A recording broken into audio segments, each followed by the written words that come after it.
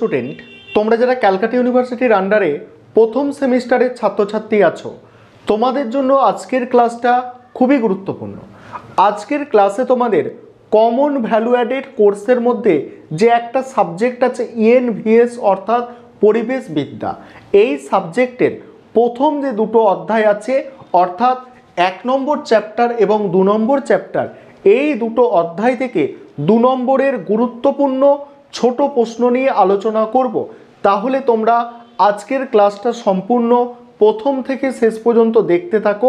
প্রথম দুটো অধ্যায়ের ইএনভিএস সাবজেক্টের সেমিস্টার 1-এর প্রথম দুটো অধ্যায় থেকে 2 নম্বরের প্রশ্ন উত্তর আজকে আলোচনা করতে চলেছি। সম্পূর্ণ ক্লাসটা দেখবে।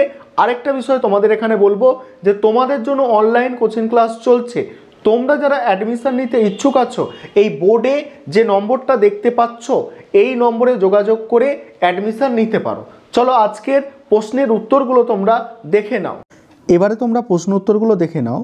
দেখো, প্রথমে 1 নম্বর অধ্যায় থেকে যেসব প্রশ্ন উত্তরগুলো আছে প্রথমে তোমরা দেখো। প্রথম প্রশ্ন, পরিবেশ কাকে বলে? উদ্ভিদ, পানি এবং মানুষের সুস্থ স্বাভাবিকভাবে পৃথিবীতে বেঁচে থাকার জন্য যে পারিপার্শ্বিক অবস্থার প্রয়োজন হয় তাকে পরিবেশ বলে। পরের প্রশ্ন আছে, পরিবেশ বিজ্ঞান কি? বিজ্ঞানের যে শাখায় পরিবেশ ও তার বিভিন্ন উপাদান এবং উপাদানগুলির পারস্পরিক ক্রিয়া প্রতিক্রিয়া প্রভৃতি বিষয়ে আলোচনা করা হয় তাকে পরিবেশ বিজ্ঞান বলে। পরের প্রশ্ন, সুস্থায়ী উন্নয়ন কি? যে উন্নয়ন ভবিষ্যৎ প্রজন্মের জন্য সম্পদের ভাণ্ডারকে অটুট রেখে বর্তমান প্রজন্মের চাহিদা মেটায় সেই উন্নয়নকে সুস্থায়ী উন্নয়ন বলে। তারপরে প্রশ্ন আছে, স্থিতিশীল উন্নয়নের দুটি প্রয়োজনীয়তা। এই সুস্থায়ী উন্নয়ন আর স্থিতিশীল উন্নয়ন একই বিষয়, ঠিক আছে? দেখো, স্থিতিশীল উন্নয়নের দুটি প্রয়োজনীয়তা লেখো। 1 নম্বর দেখো, স্থিতিশীল উন্নয়নের সুফল আগামী কয়েক প্রজন্ম ধরে ভোগ করা সম্ভব হবে। 2 নম্বর হচ্ছে, স্থিতিশীল উন্নয়নের লক্ষ্য হলো এমন এক পৃথিবী গড়ে তোলা যেখানে মানুষের জীবনযাত্রা ও জনস্বাস্থ্যের মান উন্নত হবে। তারপরের প্রশ্ন কি আছে, লো কার্বন লাইফস্টাইল কি? লো কার্বন লাইফস্টাইল হলো এমন একটি লাইফস্টাইল যার লক্ষ্য গ্রিনহাউস গ্যাস নির্গমন কমানো এবং জলবায়ুর ওপর মানুষের ক্রিয়াকলাপের প্রভাব কমিয়ে আনা। তারপরে দেখো পরের প্রশ্ন, লো কার্বন লাইফস্টাইলের একটি সুবিধা লেখো। উত্তর দেখো, স্বল্প কার্বন মানেই লো কার্বন। লো কার্বন এটা লাইফ হবে। লাইফস্টাইল গ্রহণের প্রধান সুবিধা হলো এটি পরিবেশ রক্ষা করে এবং জলবায়ুর পরিবর্তন প্রশমিত করতে সাহায্য করে। তারপরে প্রশ্ন দেখো, পরের প্রশ্ন আছে, মিশন লাইফ কি? মিশন লাইফ বা পরিবেশের জন্য জীবনধারা একটি টেকসই এবং স্বাস্থ্যকর জীবনধারার জন্য একটি নতুন উদ্যোগ। গ্লোবাল ওয়ার্মিং এবং জলবায়ু পরিবর্তন মানবজাতির সামনে প্রধান চ্যালেঞ্জ এবং মিশন লাইফ জলবায়ুর পরিবর্তনের বিরুদ্ধে লড়াইকে গণতান্ত্রিক করে তোলে। পরের প্রশ্ন আছে, কবে মিশন লাইফের ধারণাটি সূচনা হয়? 2021 খ্রিস্টাব্দে গ্লাসগোতে 26তম United Nation Climate Change Conference of the practice এর সময় ভারত লাইফ এর ধারণা চালু করেছিল। তারপরে দেখো, মিশন লাইফের 3টি কৌশল: চাহিদার পরিবর্তন, সরবরাহের পরিবর্তন, নীতি পরিবর্তন। তারপরে প্রশ্ন, পরিবেশ কয় ধরনের ও কী কী? 3 ধরনের: ভৌত বা প্রাকৃতিক পরিবেশ, সজীব পরিবেশ এবং সামাজিক পরিবেশ। তারপরে কি আছে দেখো, পরিবেশের উপাদানগুলি কী কী? পরিবেশের উপাদান, সজীব উপাদান যেমন জীবাণু, গাছপালা, জীবজন্তু, মানুষ। আর জড় উপাদান হচ্ছে জল, বাতাস, মাটি, আলো। এই ছিল তোমাদের 1 নম্বর অধ্যায়। এবার 2 নম্বর অধ্যায় থেকে যেসব প্রশ্নগুলো আছে সেগুলো দেখে নাও। 2 নম্বর অধ্যায়ের প্রথম প্রশ্ন, বাস্তু সংস্থান বলতে কি বোঝো?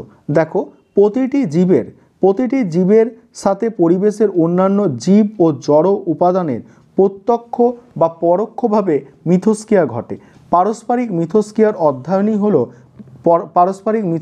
অধ্যয়নই হলো কি? বাস্তুর সংস্থান।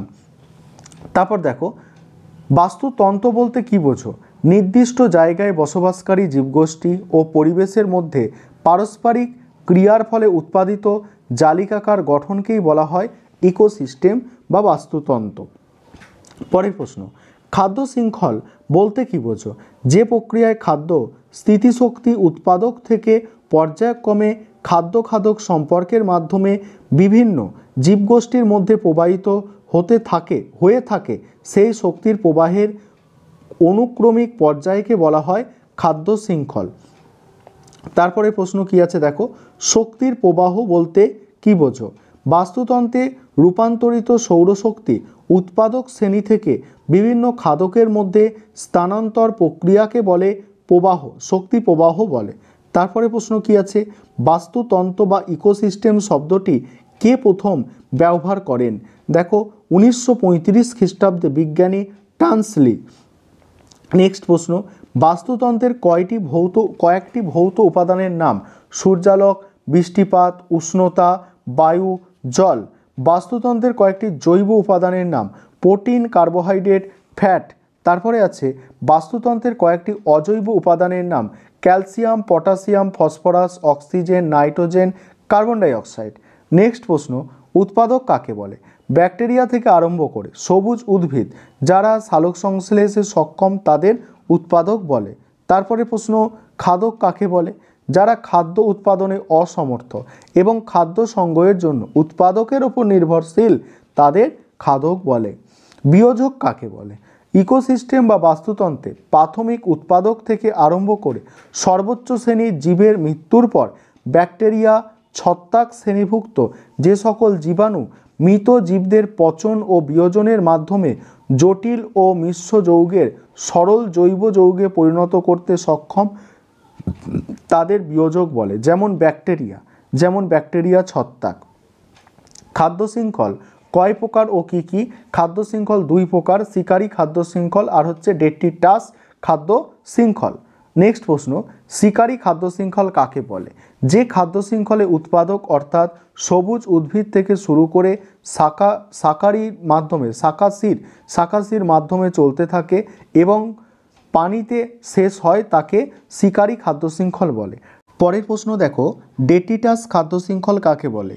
ডেট্রিটাস খাদ্য শৃঙ্খল দেখে নাও, যে খাদ্য শৃঙ্খলে বিয়োজক স্তর থেকে ভক্ষক স্তরে শক্তি সঞ্চিত হয় তাকে ডেট্রিটাস খাদ্য শৃঙ্খল বলে। নেক্সট প্রশ্ন, খাদ্য পিরামিড কাকে বলে? কোনো বাস্তুতন্ত্রে খাদ্য শৃঙ্খলের সঙ্গে যুক্ত পুষ্টির পর্যায় কোনো পর্যায় অনুসারে ক্রমপর্যায়, এটা ক্রম হবে, ক্রমপর্যায় অনুসারে প্রত্যেকটি স্তরকে পুষ্টির স্তর বা ট্রফিক লেভেল বলে। তেমনি কোনো বাস্তুতন্ত্রে পুষ্টির গঠনের ক্রমিক পর্যায়ে সাজালে যে পিরামিড গঠিত হয় তাকে খাদ্য পিরামিড বলে। নেক্সট প্রশ্ন, খাদ্য পিরামিড কয় প্রকার ও কি কি? 3 প্রকার, সংখ্যা পিরামিড, শক্তি পিরামিড আর হচ্ছে বায়োমাসের পিরামিড। নেক্সট প্রশ্ন, বায়োমাস নয়, বায়োম কাকে বলে? একটি নির্দিষ্ট প্রাকৃতিক বৈশিষ্ট্য সম্পন্ন অঞ্চলের উদ্ভিদ ও পানি জগৎ মাটি জলবায়ুর সঙ্গে পারস্পরিক সম্পর্কের ভিত্তিতে যে বাস্তুতন্ত্রের একক গঠিত হয় তাকে বায়োম বলে। লিন্ডেম্যানের 10% সূত্রটি লেখো। লিন্ডেম্যানের মতে শক্তি প্রবাহের প্রত্যেক খাদ্য স্তরে 10% হারে প্রবাহিত হয়। কোনো একটি নির্দিষ্ট খাদ্যস্তরে সঞ্চিত শক্তির পরিমাণ অপেক্ষায় পরবর্তী খাদ্যস্তরে মাত্র 10% শক্তি বেশি সঞ্চিত হতে পারে। তারপর দেখো, বাস্তুতন্ত্রের শক্তি প্রবাহের 3টি পর্যায়ে কি কি? শক্তি অর্জন, শক্তি ব্যবহার, শক্তি স্থানান্তর। শেষ প্রশ্ন আজকে ক্লাসে, জনসংখ্যার বাস্তুবিদ্যা কি নিয়ে আলোচনা করা হয়? জনসংখ্যার বাস্তুবিদ্যায় প্রজাতির বৃদ্ধি, পুষ্টি স্তরের গঠন, বিপাকীয় ক্রিয়াকলাপ, সংখ্যার হ্রাস বৃদ্ধি, জন্মহার, মৃত্যুহার ইত্যাদি নিয়ে বিশদভাবে আলোচনা করা হয়। এই ছিল তোমাদের আজকের ক্লাস।